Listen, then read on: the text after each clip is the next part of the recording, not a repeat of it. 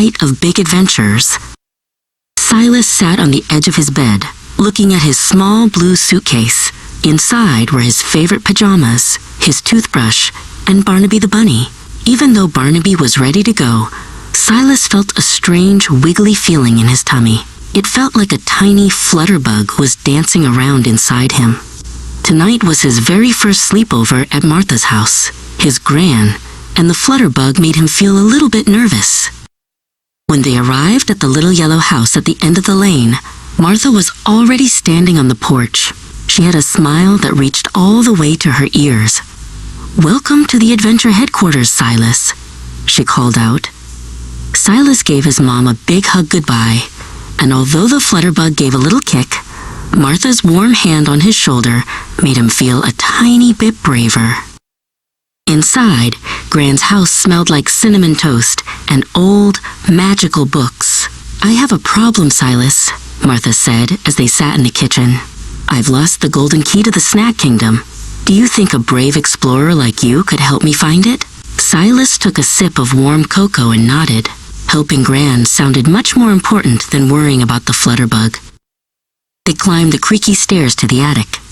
It was filled with shadows that looked like sleeping giants.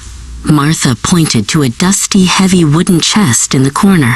"The time traveler's trunk," she whispered. Silas crept forward. When they opened the lid, it wasn't filled with dust at all.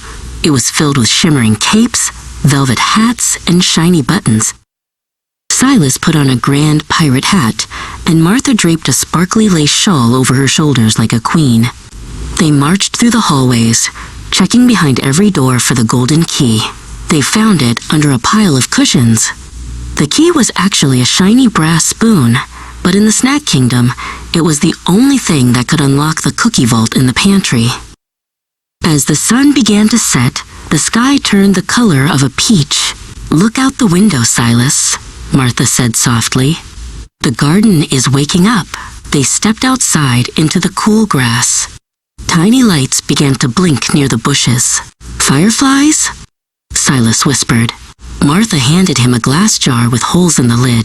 "Those aren't just bugs," she said. "Those are wishes with wings." Silas watched as a firefly drifted right into his jar. He quickly put the lid on and held it up. The glow was soft and steady, like a tiny nightlight. He realized that the flutterbug in his tummy had stopped dancing. Instead, he felt a warm, quiet feeling, like he was exactly where he was supposed to be. He whispered a secret wish into the jar before letting the firefly go.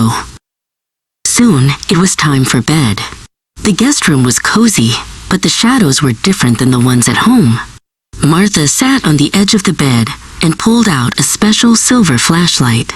"This is a star maker," she explained.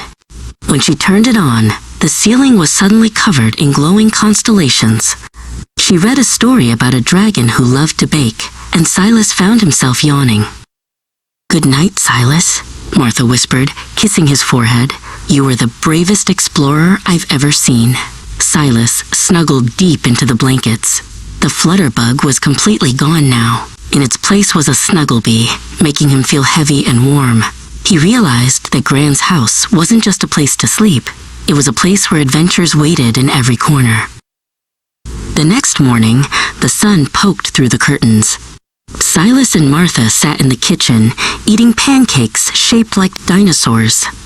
When Silas heard his mom's car in the driveway, he jumped up, but not because he wanted to leave.